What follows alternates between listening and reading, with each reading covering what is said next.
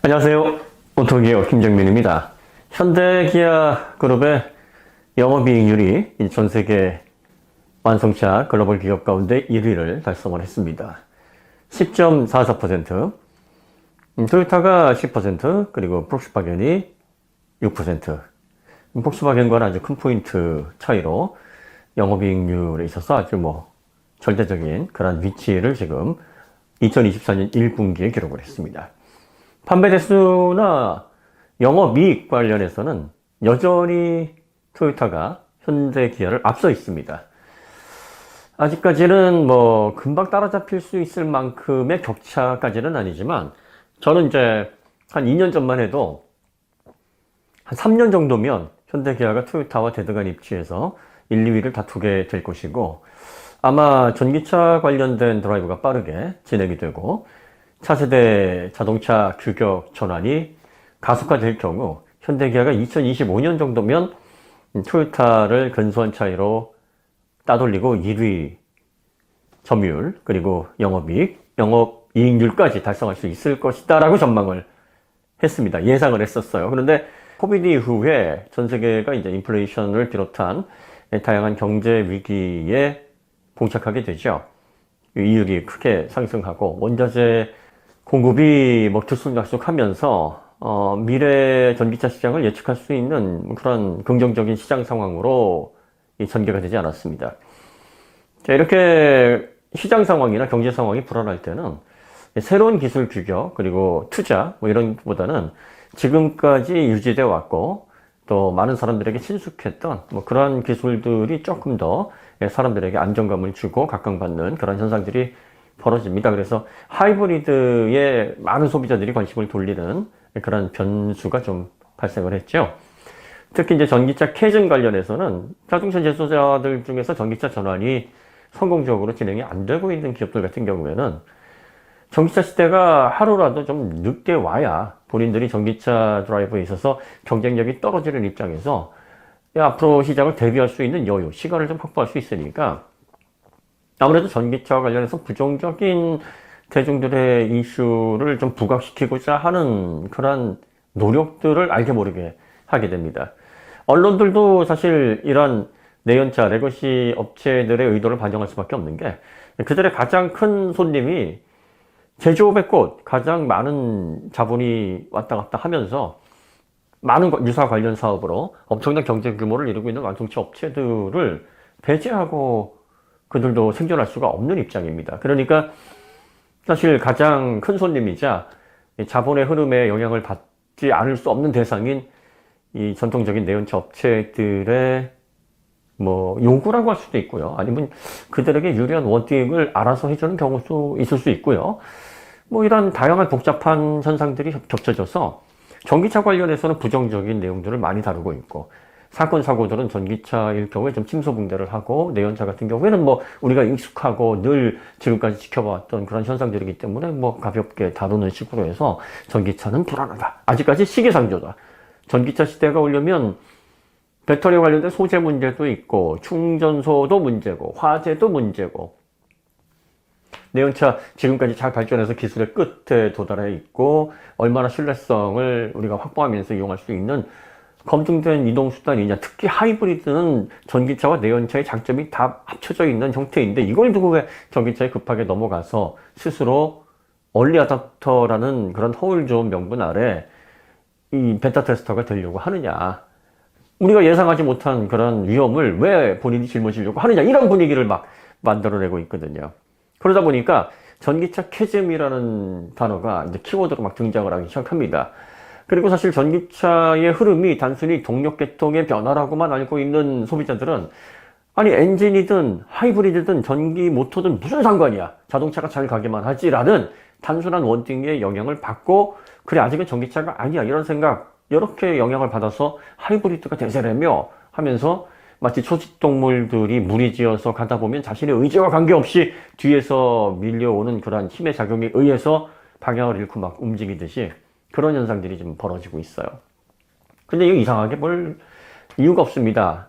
2015년에 디젤 게이트 터지기 직전에 하이브리드는 진짜 사람들이 거들떠도 안 봤습니다. 하이브리드를 어떻게 믿고 타냐. 그때 하이브리드에 대해서 의심을 많이 한 사람들이 어떤 얘기를 했냐면, 야, 내연 자동차도 사실 결함이 많고, 또 가솔린이나 뭐 디젤, 뭐 화석연료를 폭발시켜서 간다라는 게 얼마나 위험한 건데, 여기에 전기 모터 배터리도 폭발하면 답이 없는데, 이 두 가지가 합쳐져 있으면은 장점만 2배가 아니라 문제도 2배, 위험도 2배잖아.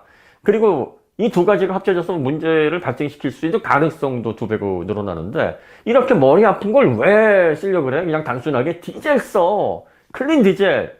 연비도 좋고, 폭발력도 강하고, 저회전에서 토크도 좋아서 시원시원한 가속감 느끼게 하고, 그래서 유럽이 사실 하이브리드 진영을 아주 우습게 봤습니다. 그러니까 하이브리드는 일본처럼 원자재도 안 나고, 그리고 또 조막조막하게 배기량 크게 못 가지가 않고, 내연차에서도 터보 기술에 대해서 편견이 많아서 이런 것들을 잘 적용하지 못함으로써 겨우 어떻게든 상품성을 따라가기 위해 편법으로 이름도 하이브리드 잡종이야 이러면서 무시를 했었어요.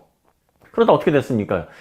도저히 그들이 유로 6부터 달성할 수 없는 그런 목표치를 자기네들이 아시아 국가나 신흥 기술 강국들을 견제하기 위해서 1992년부터 시행했던 배기가스 규제가 이제 단계를 밟아 올라가면서 스스로 파놓은 함정에 자기들이 빠져서 상품성을 더 높이려고 했더니 한계에 도달한 거죠. 사실 디젤 엔진은 1892년 루돌프 디젤이 산업 엔진을 목표로 해서 만든 겁니다. HCCI라는 호모지니어스 차지 컴프레션 이그니션이라는 이 압축 착화 방식은 개인 이동 수단용으로 개발된 게 아니라 산업 엔진, 산업 기계 동력이 되고, 그리고 대규모 수송 그런 이동 수단을 위해서 개발을 한 엔진인데, 이걸 굳이 승용으로 만들어서 사실 2000년에 DPF가 개발이 되고, 그리고 보시에서 커먼 레일 인젝션 시스템이 개발이 되면서부터 디젤을 승용에 맞게 만들어낼 수 있는 기술적인 배경이 됐는데, DPF 같은 경우에는 사실 근원적인 문제를 해결하는 게 아니라 포집을 하는 거잖아요, 필터가.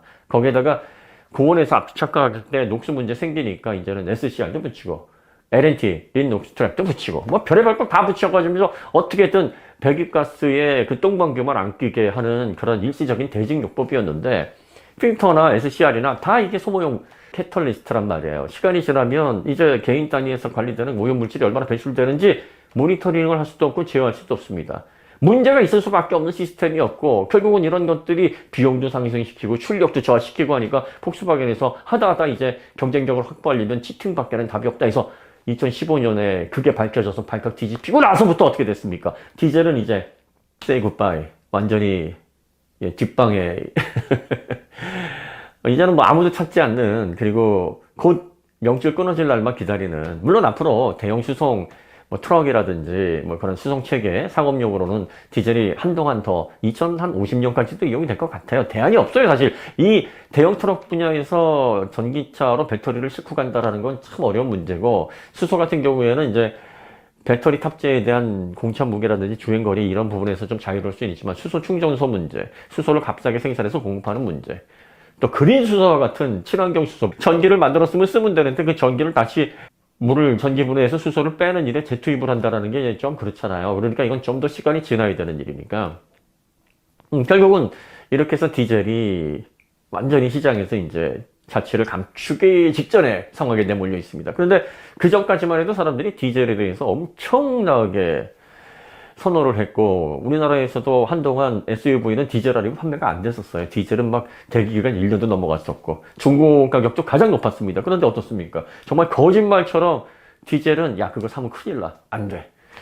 사실 디젤이라는 건 승용차로서, 이동수단으로서 환경도 지키고 클린 디젤이라고 이야기를 할 만한 그런 잠재력을 갖추고 있는, 포텐셜을 갖추고 있는 그런 기술이나 그런 에너지원이 아니었어요. 그러니까 우격다짐으로 미래를 바꿀 수 있는 에너지원이 아닌데, 마치 이게 그런 기술인 양 포장을 하다 보면 이런 문제가 생깁니다. 하이브리드도 마찬가지예요. 하이브리드도 내연차에 결국은 연비 문제, 효율 문제 이런 것들을 극대화하기 위해서 내연차 자체에도 여전히 문제가 많고, 전기차든 자동차든 내연차든 그 수많은 부품이 조합돼서 이게 유기적으로 이동수단으로 빠르게 이동하면서 사람들은 지켜내야 하니 예상하지 못했던 문제점들이 많이 발생하는데 내연차, 순수 내연차에서도 많이 발생하고 전기차에서도 많이 발생하는데 이 두 가지가 합쳐 있으니 얼마나 공학적으로 복잡하면서 파생되는 문제라든지 결함, 이게 더 많겠습니까? 엔지니어링은 가장 단순하면서 직관적이고 그러면서 신뢰할 수 있어야 가치가 있는 건데, 그러니까 하이브리드는 이름 자체로 변종입니다. 이거는 잡종이에요. 그러다 보니까 과도기적으로 내연 자동차가 그 다음 친환경, 뭐 전기든 수소든 넘어가기 위한 그 과도기가 있습니다. 거기에서 가교 역할을 하는 일시적인 대안에 불과하다라는 건 예전부터 나온 얘기예요. 그러다가 디젤이 2015년에 넘어지고 나서 전기차 시대가 갑자기 그 공백을 메울 수가 없으니까 그 공백이 좀 길게 진행이 되다 보니 그 공백에서 하이브리드가 대세인 것처럼 예전에 디젤이 엄청난 인기를 끌었듯이 하이브리드가 지금 그렇게 각광을 일시적으로 받고 있는 겁니다. 하지만 시장이 이제 본격적으로 순수 전기차로 넘어가고 정말 자동차 공학에서 가장 이상적인 단순하면서 직관적이면서 이제 신뢰성이나 인프라가 확보되면서 빠르게 시장이 전환이 될 경우 하이브리드는 필름 카메라 한동안 그 바디를 이용해서 디지털 백을 넣는다든지 아니면 아날로그 캠코더에 메모리 카드 집어넣어서 디지털로 잠깐 짧게 영상을 촬영할 수 있게 하는 그런 기기들이 많았어요. 그리고 예전에 피처폰을 기본으로 해서 마치 거기서 브라우저를 사용할 수 있었던 PDA가 딱 그런 형태입니다. 이런 것들 오래 못 버티고 정말 제대로 된 스마트폰이 딱 나오고 제대로 된 디지털 카메라 나오니까 시장에서 다 자취를 신속하게 빠르게 언제 그런 게 있었느냐 할 정도로 자취를 감췄습니다. 하이브리드가 이제 그렇게 될 건데 예상치 못했던 경제 상황과 흐름, 그리고 전기차를 이렇게 좀 견제하는 내연차, 아직까지 전기차 시장을 이끌어 나갈 만한 그런 포텐셜이 안 되는 기술적인 그런 성과를 거두지 못했던 기업들이 어떻게든 시간을 끌려고 하는, 이 사람들에게 목숨이 달려져 있는 일이에요. 한 국가의 20%나 되는, 한 나라의 GDP의 20% 정도 그 이상으로 영향을 미치는 게 자동차 완성차 사업입니다. 완성차 판매에서 거둬들이는 수익은 전체 나라의 GDP의 평균 2%인데 아니 티어 6까지 있단 말이에요. 거기다가 이 사람들이 또 지역 경제를 활성화시키고 거기에 서비스업과 뭐 요식업, 그리고 또 의료 관련된, 그리고 오락시설 이런 것들까지 다 소비하는 그런 전체 경제 규모를 보면 가장 적게 미치는 게 한 15% 정도고, 독일 같은 기업은 막 25%, 심지어는 30%까지도 영향을 미친다 이런단 말이에요. 근데 그런 내연차가 무너지게 되면 그 나라는 앞으로 향후 50년, 100년에 앞이 안 보이는 겁니다. 깜깜한 거예요.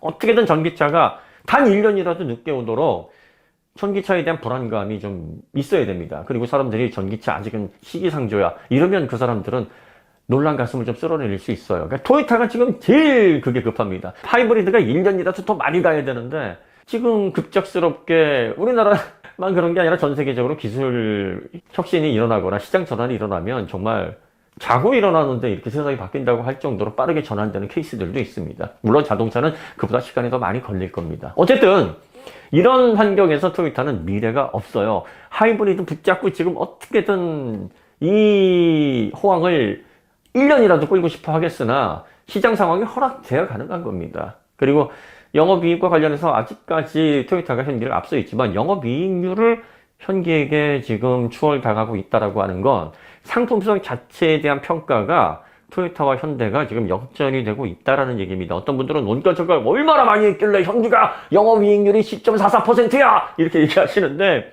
전 세계 시장이 이렇게 만만하지 않아요. 지금 모든 자동차 회사들은 과거의 토요타의 just in time, 마른 수건도 쥐어짜라, 이게 꼭 마진과 관련해서 원가 절감 관련된 얘기는 아니에요. 리드 타임을 최대한 줄여서 자동차에 들어가는 원가 및 그로 인해서 고객에게 빨리 인도될 때까지의 발생하는 비용, 부품 수탁에 대한 쓸데없는 비용을 최대한 절약하자, 뭐 이런 개념입니다.